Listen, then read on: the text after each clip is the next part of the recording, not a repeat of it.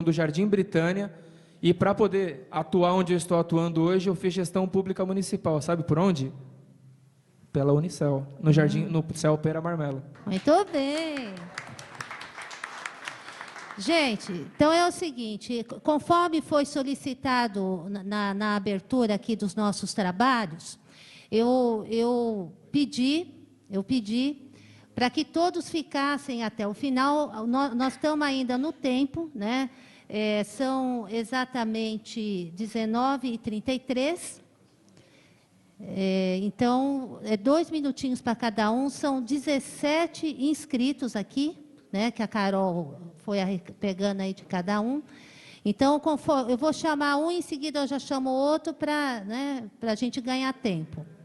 E outra coisa que eu gostaria de registrar a presença, né, que ele é suplente e ficou um tempinho sem vir aqui nas nossas reuniões, é o Adama, que é imigrante. Adama, você, né? Então, para quem não conhece, quem está vindo hoje pela primeira vez, o Adama é o nosso representante do CEPOP, né? Dos imigrantes. E o Verne, que todos conhecem, né? Não preciso nem apresentar, mas já falei. Então, gente, olha, isso que o Marcelo acabou de apresentar para nós, são informações que, obviamente, a imprensa não divulga, né? Ele sempre tem a necessidade, né, de não divulgar e ainda falar mal, né? Que a nossa gestão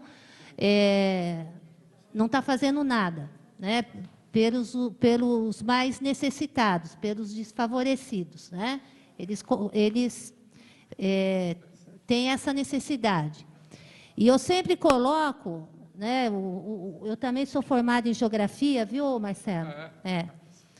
E também sempre estudei em escola pública, e eu também fui formada por uma universidade pública, no interior do estado de São Paulo. E eu me recordo, na minha juventude, que os meus professores, os poucos que tinham aí uma visão mais social, mais humana, né, da sociedade, e dizia sempre assim para mim, a nossa sociedade, esse modelo, né, excludente da nossa sociedade, ela é dividida em classes sociais, né? E a luta de classes, ela está presente permanentemente. Permanentemente, a luta de classes está presente. E a gente, popularmente falando, e tudo isso que o Marcelo falou, que o Alexandre falou, e que eu estou falando agora, a gente tem que multiplicar isso nas reuniões, quando vocês fazem lá no participativo, nas reuniões, na associação de amigos de bairro, enfim, até na hora que está com a sua família, com seus netos, com seus filhos, e dizer o seguinte, popularmente falando, nós temos 2 times de futebol nessa luta de classe, não é isso, Marcelo? 2 times de futebol. Nós temos um time, né, que aí isso é uma herança colonial, que nós tivemos um período na história, né, colonialista e invasora do nosso território brasileiro, que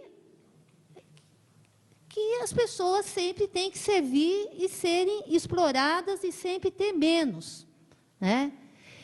Tem esse time que existe hoje, e é um time que foi modernizado, né, dentro da globalização que nós vivemos hoje. Esse time, ele tá modernizado, ele tem instrumentos modernos para cada vez mais achar que essa população que o Marcelo acabou de colocar os projetos concretos que vai atender as subprefeituras mais distantes do centro aqui da capital.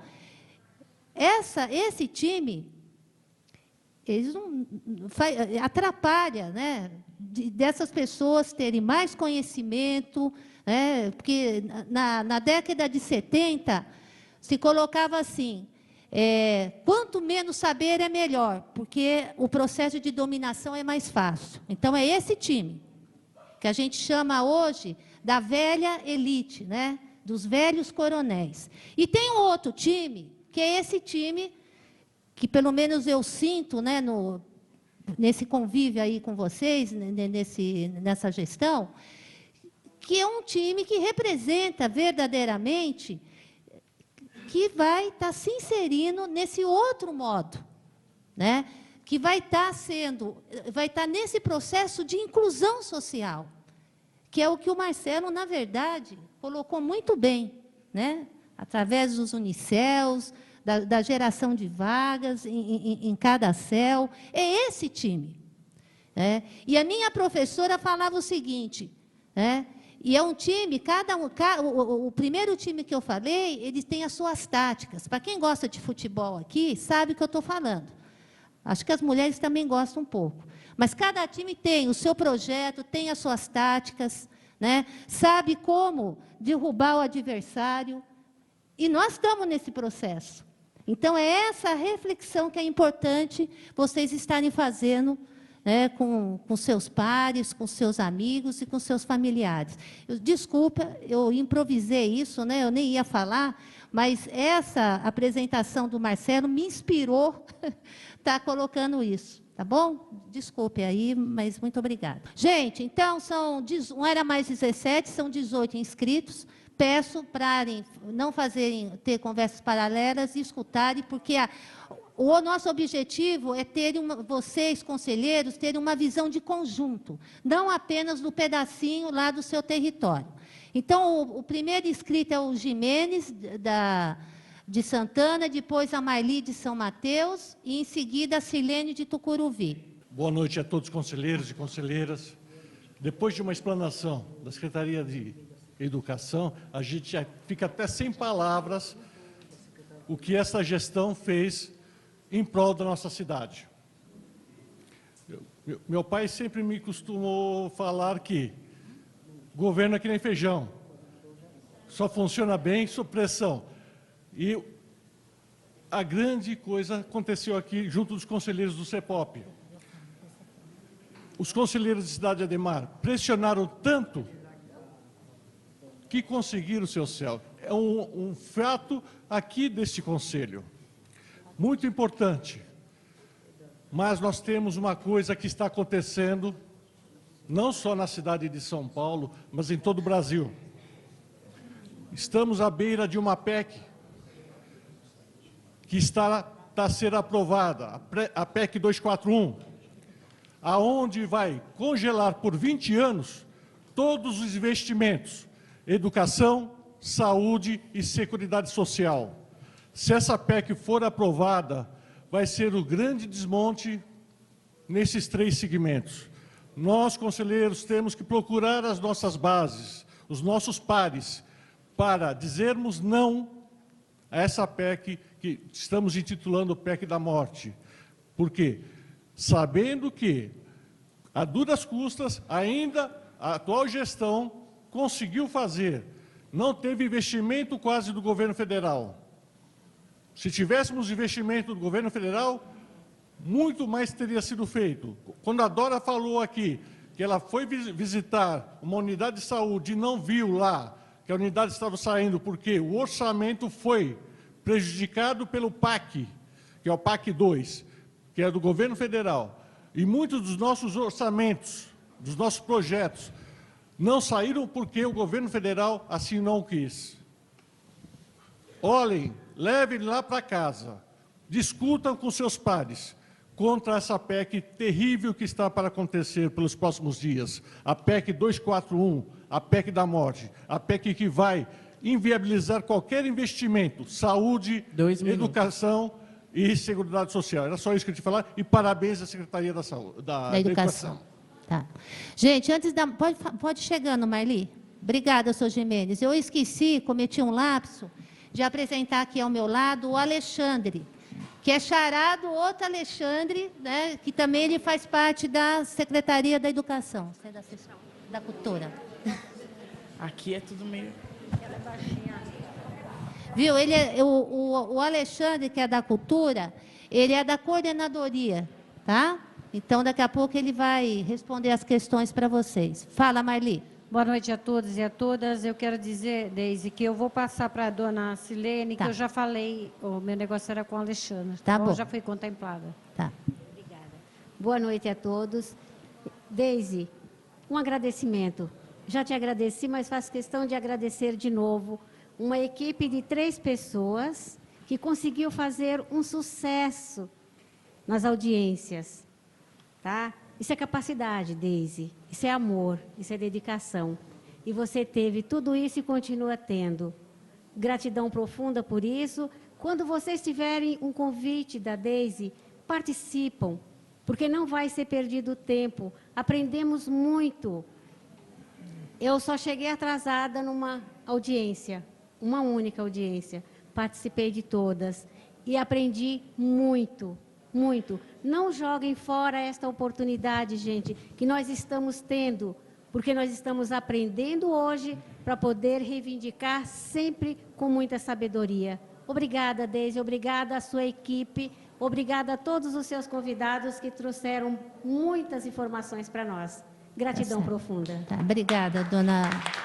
Obrigada, Cirlei. O Boca, em seguida, o Sidão do Jaçanã.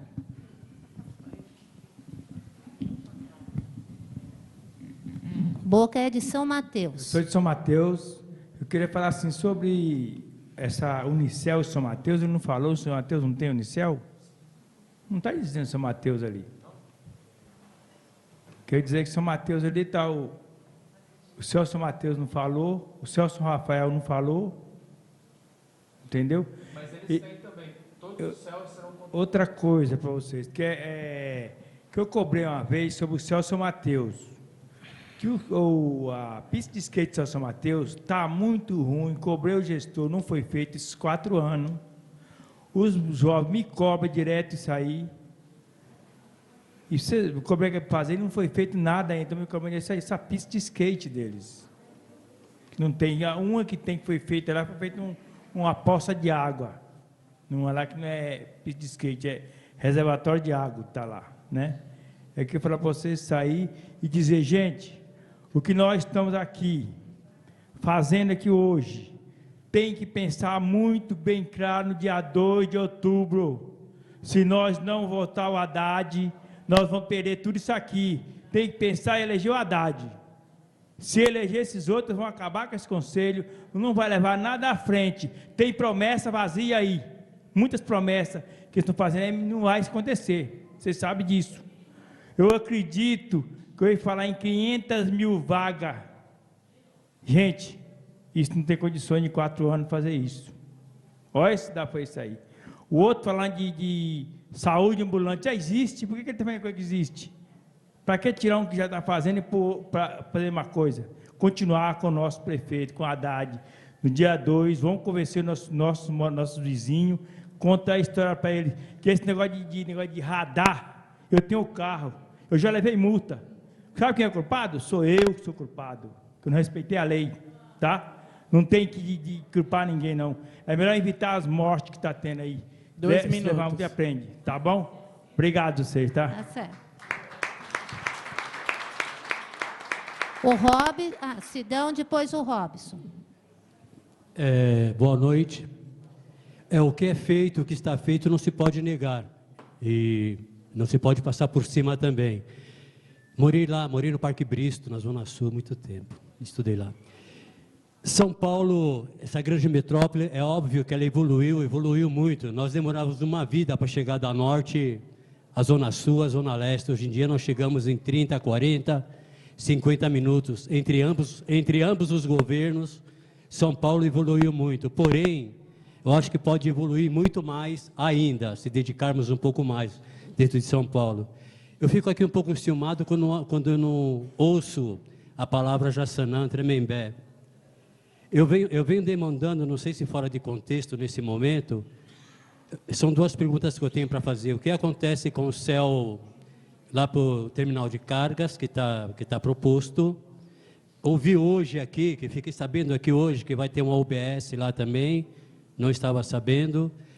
E nós temos uma proposta ousada para a Serra da Cantareira, para proteger a serra, usar ela para protegê-la. Como? Com centro cultural, com uma casa de cultura, com empreendimentos que venham a dar esporte, lazer, cultura e moradia para a comunidade digna e que possa ter, vamos transladar um parque da Silêncio, do Ibirapuera, gente. que possamos transladar um parque do Ibirapuera na borda da Serra Cantareira para proteger, é utilizar, usar ela para dentro de 10, 15 anos, nós não perdemos, isso que pode dar vida para os netos de vocês, para os filhos de vocês e muitos que moram não somente do lado daquele lado do norte, desse lado da sul também. Nós podemos perder muitas vidas daqui a 15, 20 anos sem a Serra da Cantareira. Só isso. Tá. Obrigada. Sidão, o Robson. E em seguida o seu Firmino, lá de Parelheiros. Bom, mais uma vez, boa noite a todos e a todas. A minha pergunta...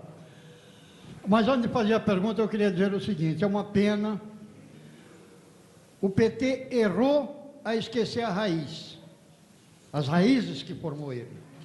O Haddad errou em não divulgar o que fez. Então, para que haja uma melhor divulgação, precisa que esse material chegue cedo. E, realmente, quando a Dora fala que a gente precisa de um céu aqui no centro, nós temos uma periferia no centro da cidade. Porque muitos jovens da periferia estão vindo para o centro. Então, nós precisamos de um céu, sim, aqui no centro. Mas também, como eu represento a população em situação de rua, mais uma vez eu vou questionar a Secretaria de Educação no seguinte: por que não voltar o diálogo com a Secretaria de Direitos Humanos para que a população de rua possa ter a educação onde ela está concentrada, ou seja, nos locais, nos albergues, nos abrigos, porque levar eles para outros locais onde é dado aula, para um colégio, uma coisa, eles vão sofrer discriminação, bullying, e não vai ser possível educá-los nesses outros locais. Então, precisamos formar onde eles estão. É interessante que nós tivemos uma formação de 2.000 moradores de rua no Pronatec. Então, quando uma volta eu vi lá na Câmara da Secretaria de Educação dizer que é um público que está migrando muito, realmente é um público que migra muito. Mas se nós soubermos trabalhar ele não vai só migrar, mas vai concluir o seu curso. Então, precisa que seja revisto essa educação da população de rua onde ela está. Muito obrigado. Muito bem. Obrigada, senhor Robson. Firmino, de Parelheiros, em seguida, a Ivaldina, de Itaquera. Permite usar o microfone? Boa noite a todos. Eu quero parabenizar a mesa por esta palestra tão bonita, linda. A Deis, com esse trabalho muito profissional, tá? E o que eu quero deixar registrado aqui nesta noite, companheiros, pode ocorrer uma situação difícil desse conselho ser eliminado. Nunca se fizeram tanta coisa com este conselho junto, com parceria a secretaria, nunca se fizeram tanta coisa. Muita coisa foi feita. Eu quero parabenizar o prefeito Fernando Haddad por ter uma coragem tão imensa de tirar esse conselho debaixo de uma lona que estava preso. Ele já existia. E ouvimos de um promotor, autoridade que tem esse conselho, mesmo que muda a gestão, nós não podemos deixar de lado esse trabalho tão importante, esses 32 conselhos que existem na cidade de São Paulo. Muito importante, veio para ajudar esta cidade tão linda, maravilhosa que é São Paulo. Então, nós não podemos deixar, de forma nenhuma, encerrar o trabalho deste grande conselho. Esses companheiros corajosos que lutam para beneficiar a população de São Paulo, a nossa sociedade, sem ganhar um centavo. Porque nós queremos ver todo este povo com dignidade, com tranquilidade. Se mudar a gestão e houver querendo alguém impedir o crescimento desse conselho, que ele tem 3 anos, vai para 4, ainda é criança, mas nós queremos ver esse conselho trabalhando muitas e muitas gestões que podem vir por aí.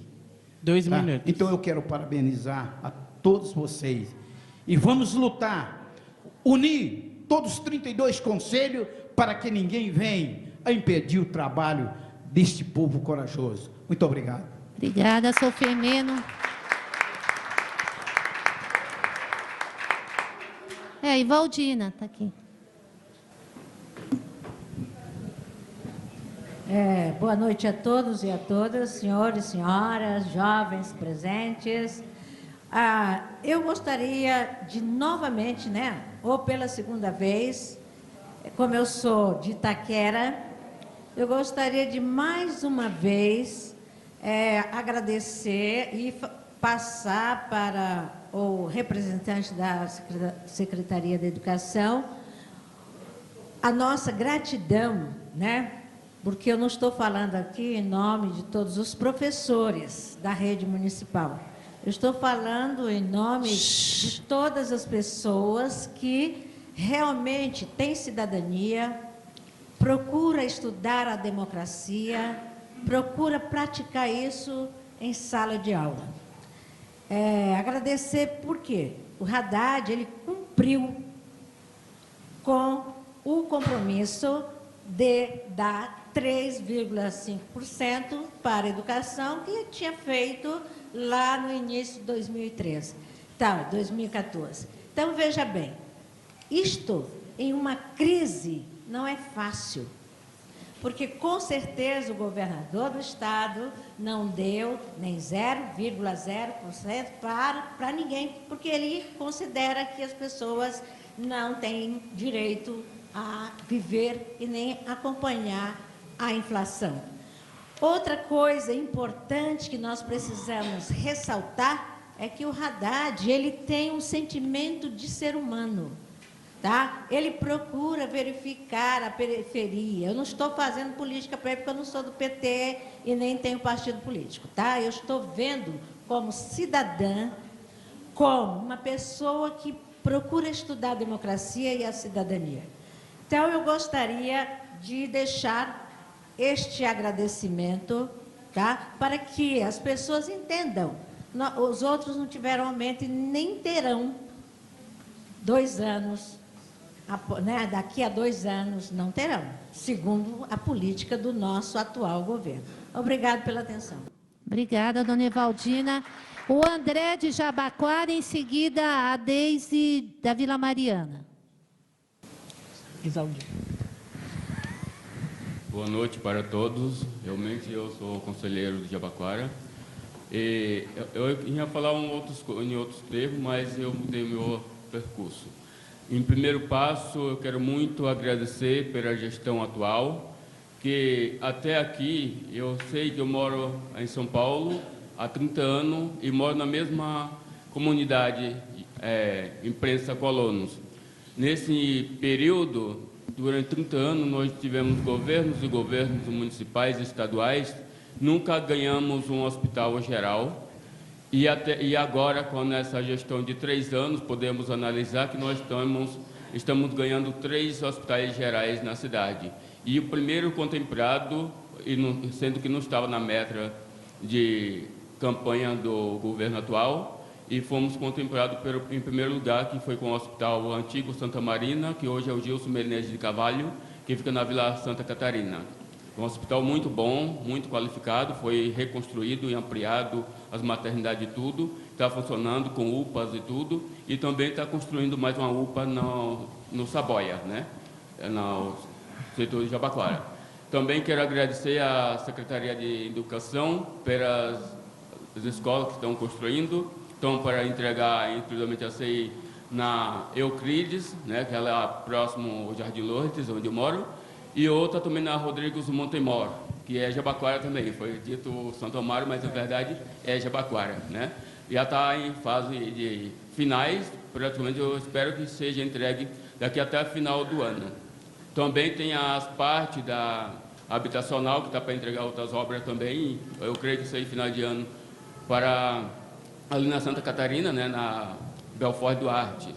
Eu agradeço muito por isso. Por outro termo, gostaria muito que todos nós se reunissem e fortalecessem, fizesse um bom trabalho com relação às pessoas de rua, que realmente faz dó e é uma situação precaríssima. É difícil comentar isso, mas é o momento que nós vivemos, é o momento que nós acompanhamos, e sempre todos os passos que nós andamos, encontramos pessoas sofrendo sem um teto para morar. Eu sei que muitos não querem voltar para uma situação adequada, num teto, mas, felizmente, nós temos que procurar fazer um trabalho específico para que esteja ajudando essas pessoas a ter uma situação melhor. Tá certo. Obrigada. A Deise, depois o Sidney e, em seguida, a Camila. Eu queria parabenizar as duas secretárias aqui presentes que fizeram... Mais perto, Deise. Não... As duas secretárias aqui presentes que fizeram das tripas coração com dinheiro federal ou sem dinheiro federal, enfim, mas fizeram muita coisa pela cidade, principalmente na periferia. E mesmo a gente que é de uma área central, a gente foi beneficiado com as metas que foram traçadas, e essas metas, é bom que a gente diga que foi resultado de um processo participativo, que a gente, eu pelo menos inicialmente não estava tão envolvida, e depois aí no segundo ano a gente foi à eleição do Conselho Participativo e agora tivemos uma nova eleição, né? Então, eu acho que a gente não pode perder de vista e todo esse processo, né? A construção de todos esses conselhos, o fortalecimento de outros conselhos que já existiam. E também, a gente tem também essa questão que a gente não discutiu muito, mas que também é muito importante, uma vez que a nossa atuação é toda descentralizada, de uma certa maneira, mas a gente precisa ver um pouquinho mais essa questão de avançar um pouco nesse sentido da descentralização, porque já que a gente discute os temas localmente, né, digamos assim, também a gente podia ver a questão dos recursos, né, da decisão, ou pelo menos da contribuição na escolha dos recursos, de forma mais regionalizada. E falando de tripas coração, eu estava até meio entusiasmada, porque apareceu o slide com as nossas metas lá, e tinha a questão do Centro Cultural Metropolitano, que a gente tem uma área muito valorizada lá na Vila Mariana. Então, eu estou preocupada com isso, é isso. 2 minutos. De como fazer, sei lá, a Secretaria da Cultura pegar essa questão mais a fundo das parcerias, para a gente não ter que investir tanto dinheiro em desapropriação e coisas desse tipo, né? E principalmente usando esses instrumentos que a gente tem, né, de CZPEC, de transferir potencial construtivo, e para investir menos dinheiro público e, enfim, através dessas parcerias. Tá certo. Obrigada, Deise. O Sidney, que vai falar sobre a educação, e depois a Camila, de Vila Mariana. Vila Maria, perdão. Boa noite a todos e a todas. Eu sou Sidney, e, na verdade, eu não ia nem tocar muito nesse assunto, mas eu sou um ex-morador de rua. A minha história pessoal teve uma superação nessa história de ter morado na rua. Eu morei na rua do ano 2000 ao ano 2004, em função de questões econômicas, porque eu perdi meus pais muito cedo e, por consequência, eu perdi a minha moradia. Aí eu fiquei puxando carroça lá no Brás, e quando eu estava no meu 4º ano que eu puxava carroça de madrugada, eu tinha mania de anotar as histórias dos moradores de rua, como cada um foi parar na rua, porque eu imaginava um dia poder fazer um livro sobre os trajetos dos 4 anos com a carroça da reciclagem, como todo mundo foi parar na rua. Loucura de um cara que morou na rua, achava que eu ia ser um escritor, mas eu ia relatando lá os moradores de rua que eu ia encontrando e as suas histórias super ricas. Aí um padre muito importante aqui da capital paulista me viu agachadinho ali, 3, 4 horas da manhã, em vez de eu estar descansando da carroça, me viu ali recebendo um dos relatos de um morador de rua na região central. Aí esse padre, que chama José Carlos, achou bonita essa história, que nossa, o morador de rua ele poderia estar descansando, mas por que ele está parado? Ele resolveu descer do carro. Ele vinha de um seminário no Vale do Paraíba. lá na região de Campos do Jordão e tal.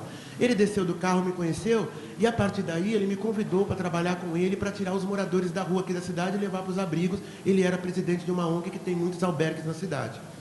Eu fiquei morando num hospital abandonado, inclusive onde a minha mãe morreu, e aí depois eu tive a sorte e a grata felicidade do movimento da moradia me escolher candidato ao Conselho Tutelar da Moca. Imagina a Moca, que é um bairro extremamente conservador.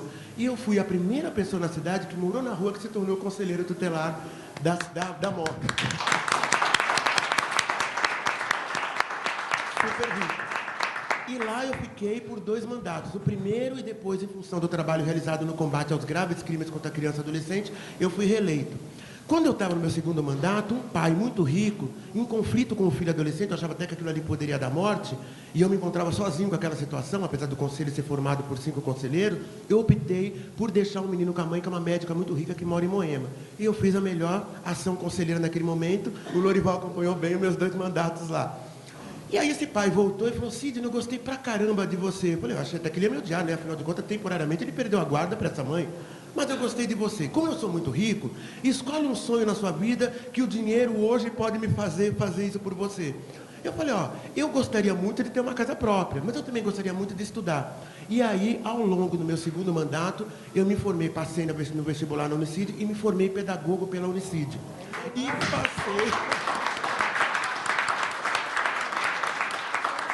E passei a dar aula para moradores de rua numa organização aqui da cidade. A minha pergunta agora é, e eu deixo aí para o colega da educação, uma vez formado pedagogo, e fui super rico tudo que eu fiz até aqui, inclusive dar aula para os moradores em situação de rua, e daria aula de novo quanto fosse possível, é que eu sinto uma certa, como é que eu diria, que a gente precisa lutar um pouco para a questão de gênero com pedagogos.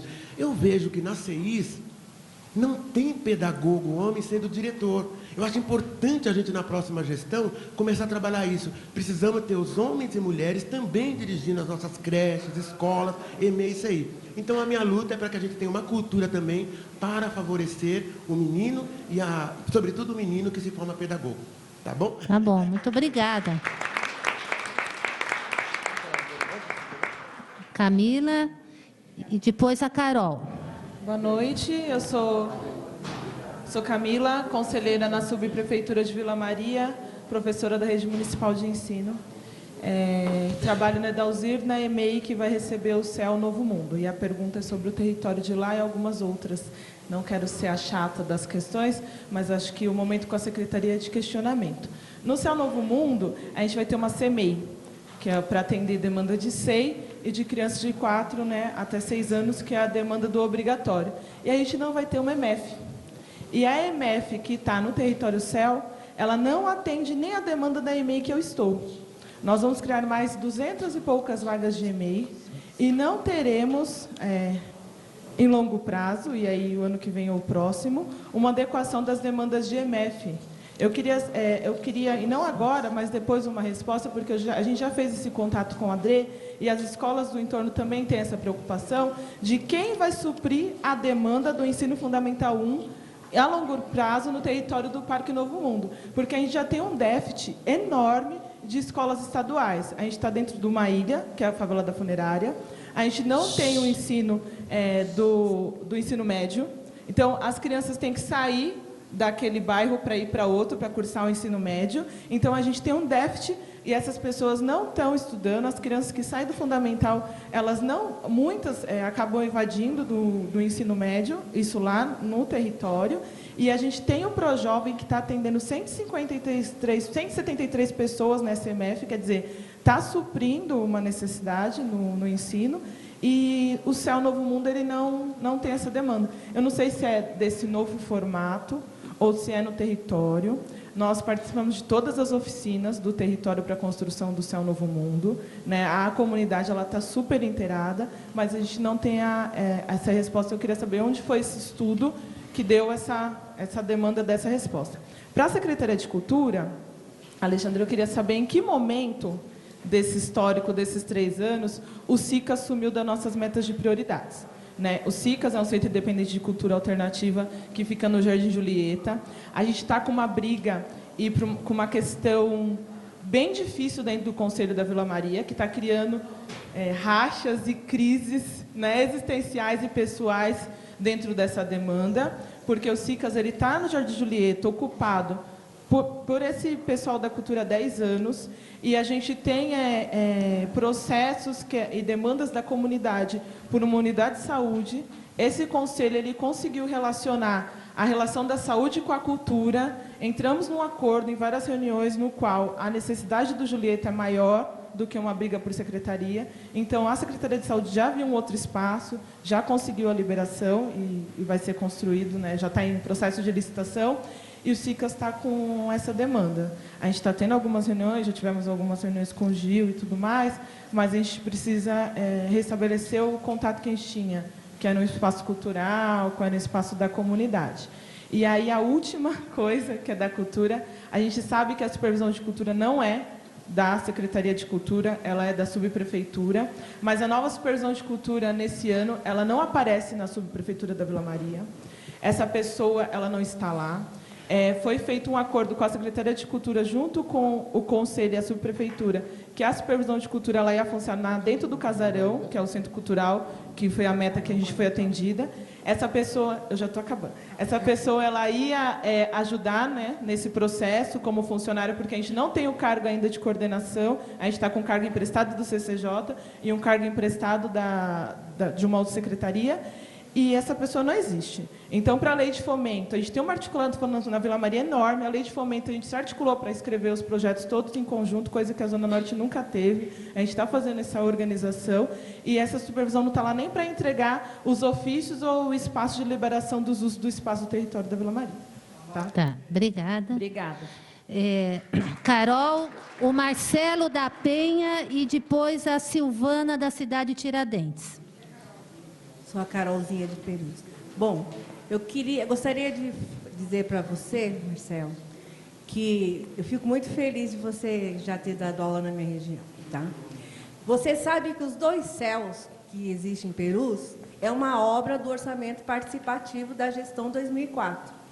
Foi uma obra que, graças a Deus, aos conselheiros da época, nós conseguimos carimbar. Inclusive a Escola Marili Dias, que não estava no radar, ninguém queria que construísse aquela EMF, nós batemos o pé e nós conseguimos, com a força do Conselho e do povo. Por isso que eu insisti em voltar a ser conselheira participativa.